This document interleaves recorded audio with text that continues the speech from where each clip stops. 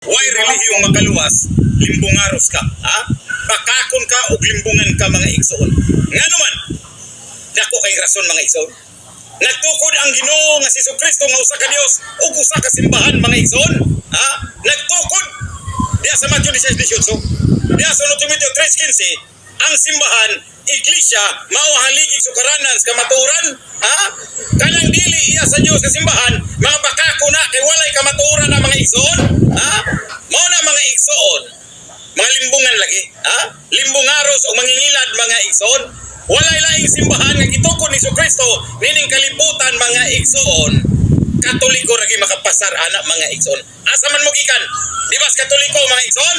So nagpasabot, gikan mo sa kamatuoran, namiya mo, nagwali mo nga way relihiyong makaluwas, pakakon ka na nga klase nga tao mga igsoon. Mao nay tinuod. Kun mo ingon ang usa ka Atong gipaminaw ang usa ka Catholic Filipender nga nagsulti siya nga sinungaling or namakakuno ang usa kuno ka tawo kung moingon daw siya nga ang relihiyon dili makaluwas. Para sa ila, ang relihiyon nila kuno makaluwas ug matud pa nila nga tanan kuno nga mga nanggawas sa Katolik gikan sa ilaha, no? Absolutely guys, tinuod man na. Tanan nga relihiyon nga mikatapron sa palibot gikan man na sa Katoliko except sa Baptist. Kay kung imong tan-aw ng history, ang Baptist mooy giiluga ni Constantino og sama na giiluga ni Constantino og titulo nga Christian. Sa mga Dark Ages guys, kung imong tan-aw ang baptismo og manggina ang simbahan gitukod ni Kristo. Unya pag-abot na ni Constantino, nakig-merge siya sa mga Christian nga ilang ang Christian kay ang giwali atong mga Baptist si Kristo gipatay gilubong na banhaw.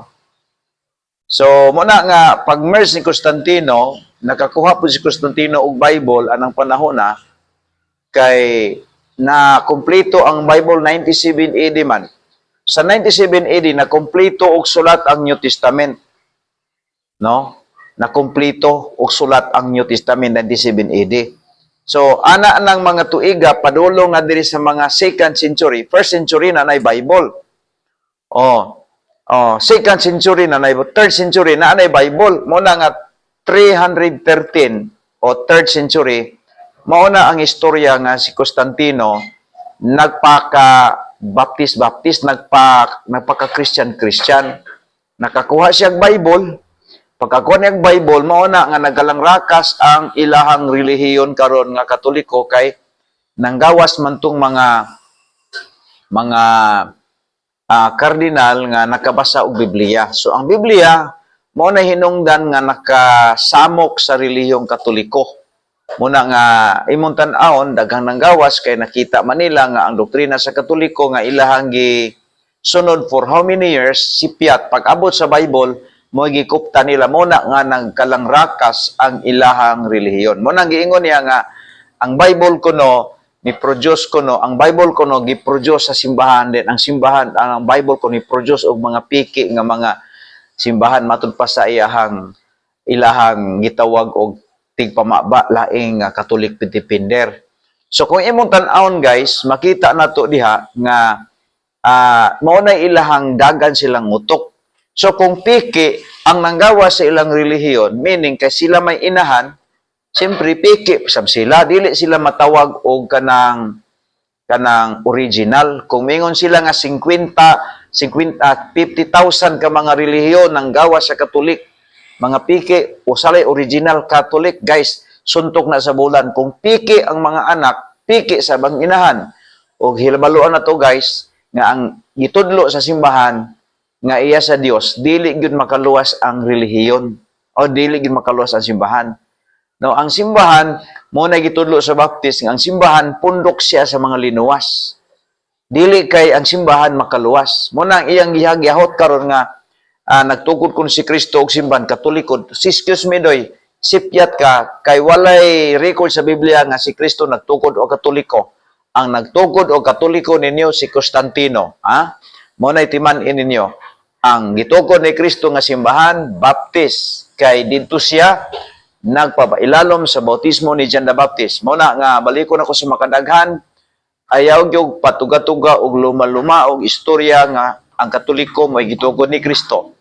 Kanang gibutang nyo sa Google, gibutang ninyo sa inyong encyclopedia, inyo man ang kauban, inyo haro man ang mga kauban di ang nagbutang-butang, mauna nga ang gibutang nila si Jesus Christ ang magtutugon ninyo. Pero sa tinuod ay Constantino, ang Biblia nagsulti nga si Kristo dito nagpailalom sa bautismo ni John the Baptist, so dito magduda nga si Kristo Baptist.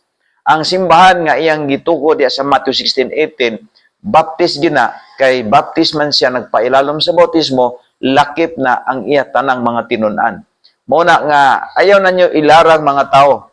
Ari mo sa Baptist, kay ang Baptist, maugyod ang simbahan gituko ni Kristo, nagtuo mi nga mas una ang Biblia kay sa simbahan. Kay ang simbahan natukod ni panahon nga si Kristo nagpakatao. Ug walay record sa karaang tugon nga dunay taong nagtukog simbahan dito, only Jesus Christ. Now, naay na-record nato nagtukod og building dito nga temple, pero dili to simbahan. Kay ang simbahan exclusive ra nang gitukod ni Kristo. Wa magilain nga nag-ingon nga Peter, upon their rock I will build my church. Kining church guys, dili ni makaluwas, pundok ni sa mga taong nangaluwas tungod sa iyang kamatayon. So sipyat ning maong pag-istorya aning usa ka Catholic faith defender. So study sa doy para improve ang imong learning.